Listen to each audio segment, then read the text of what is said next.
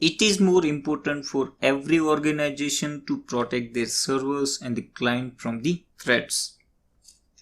These are the ways will help you to protect your servers and the desktop against the most common attacks and reduce the attack damages. Updated operating system. Always keep an operating system up to date with the latest service packs, patches and the hotfix. WSO server help you to manage updates from the central server for the Windows environment. Second one is updated antivirus and malware. Any system without antivirus or anti-malware protection or with outdated versions of this type of the software can become a primary target. So make sure to use the reputed antivirus solution and keep it up to date with the latest antivirus signature. The next one is enable firewall. Any vulnerable service can be exploited using the open port.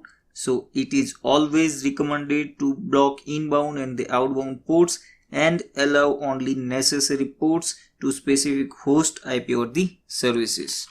Disable admin access. Do not allow users to install any unauthorized apps by giving a limited system access. Make sure to remove the users from the administrative group.